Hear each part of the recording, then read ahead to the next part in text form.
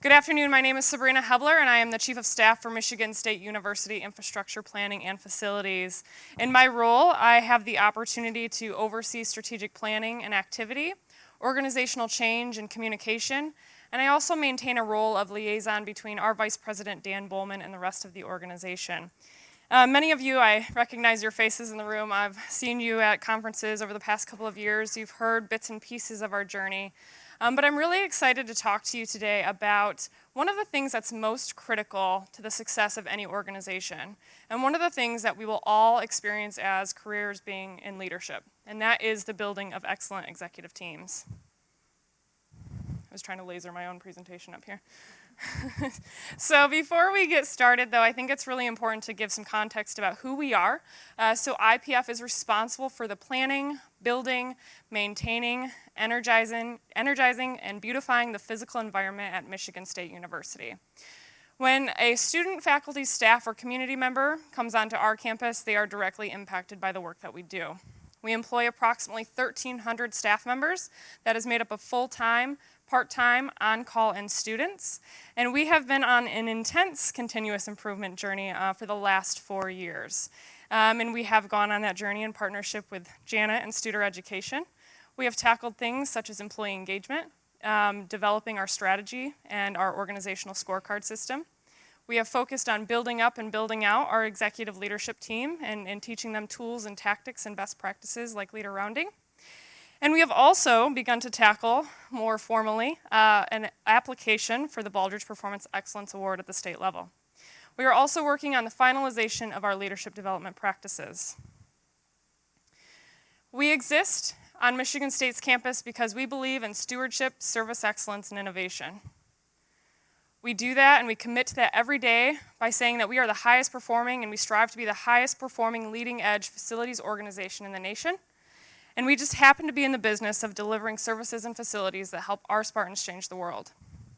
We focus our employees' energy every single day through 3 strategic objectives of people, partner, and stewardship.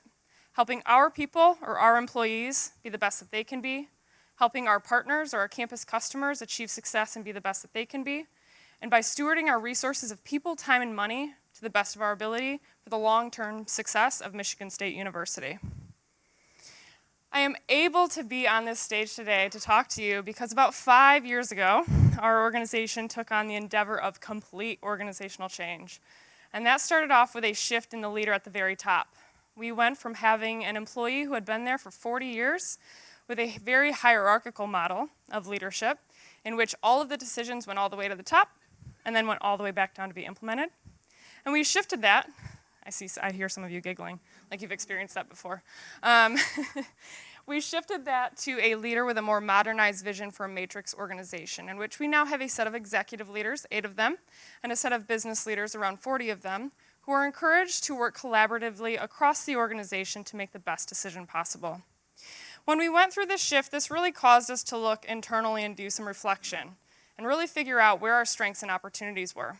So we utilize, and we still do to this day, the Baldrige Performance Excellence criteria to really take an understanding and get an understanding of where we are and where we need to go. That assessment really caused us to revamp our mission, vision, and values and set out those strategic objectives that I talked to you about.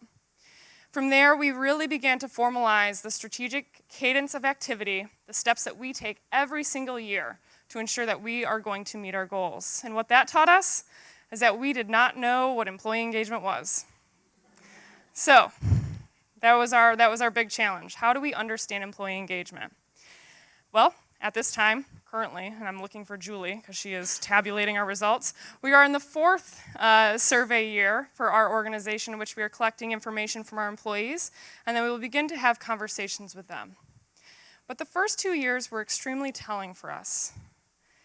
We learned 2 major things from our employees as we rolled out the data, 2 really hard things. And the first was that they had no idea where we were headed.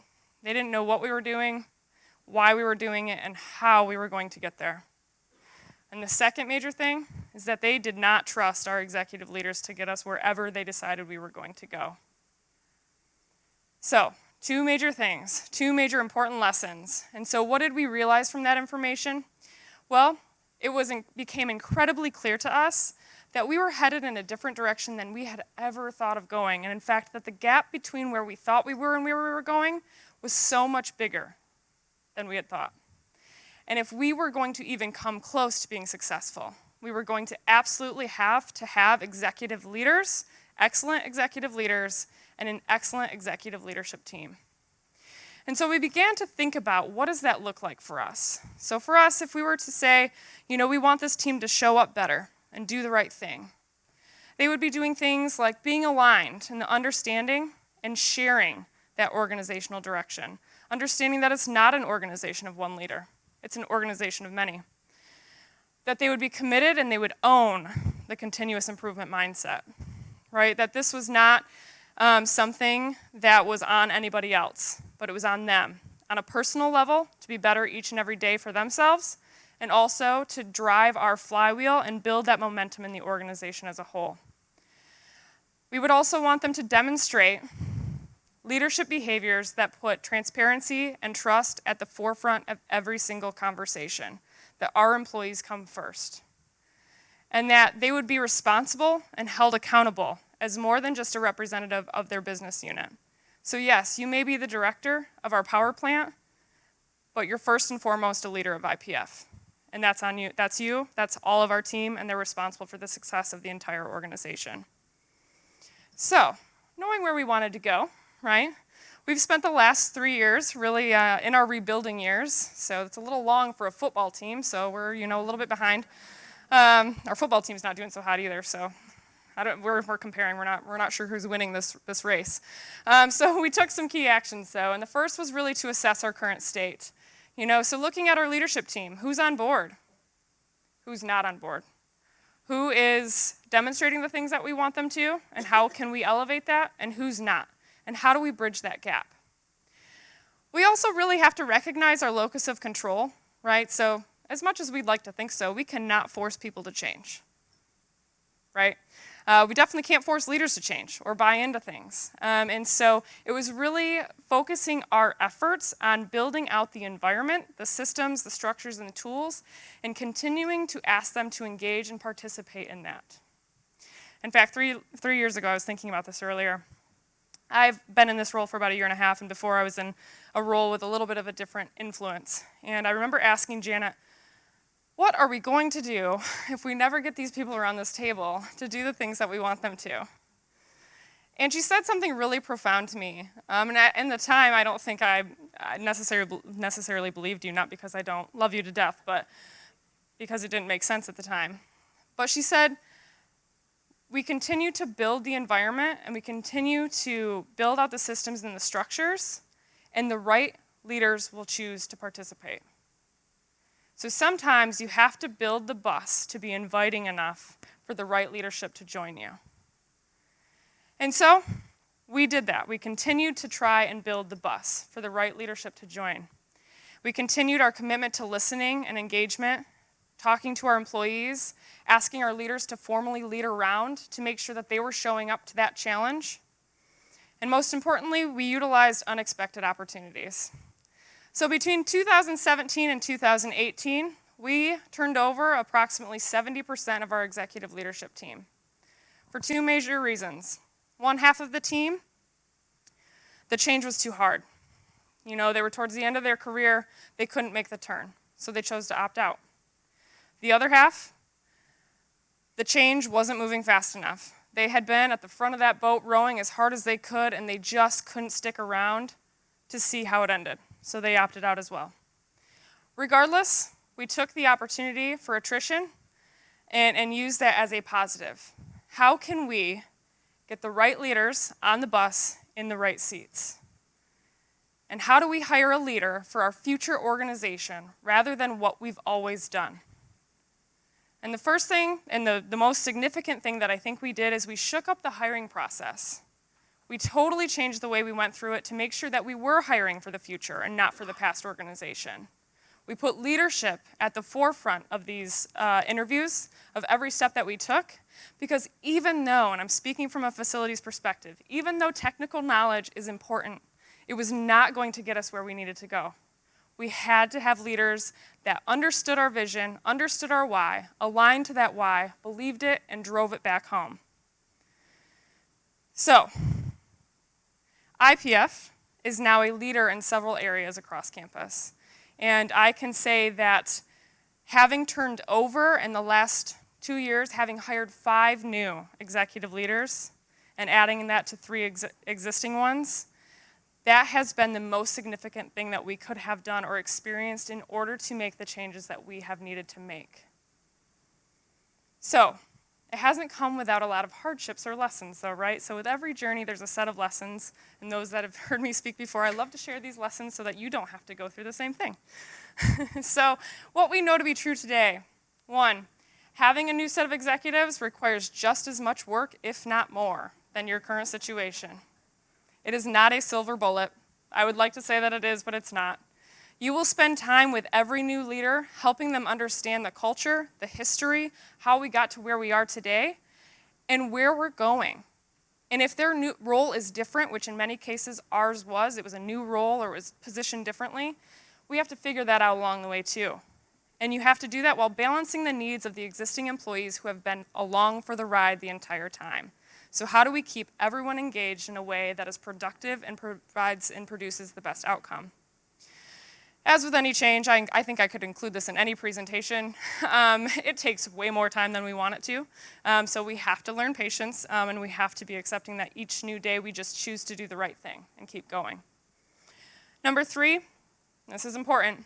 Intentional team building is productive work too. When people say team building, I think I hear a lot of responses of, oh, that's just the fluffy stuff, or that's a waste of time. We'll get to that after the real work, right?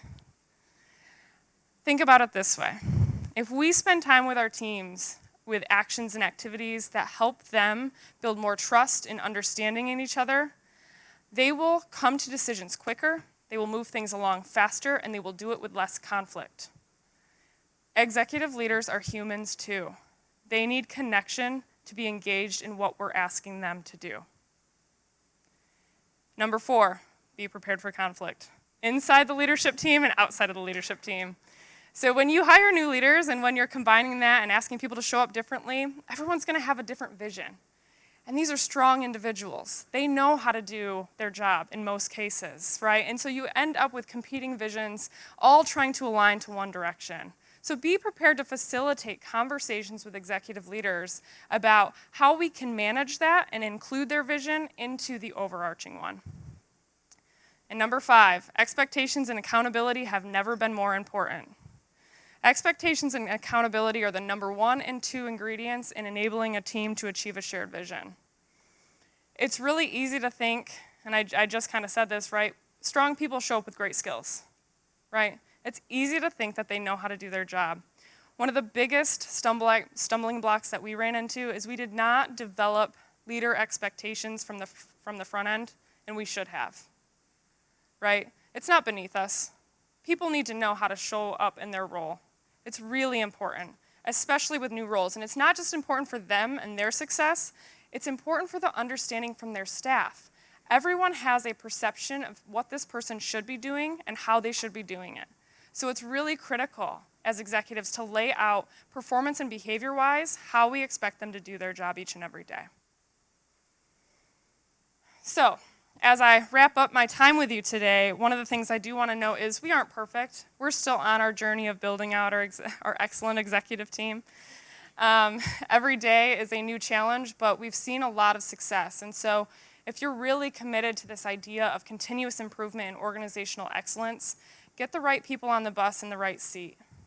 Develop them as a team and as individuals, and continue to help them understand why their role is important and how they can do it the best possible way for the organization.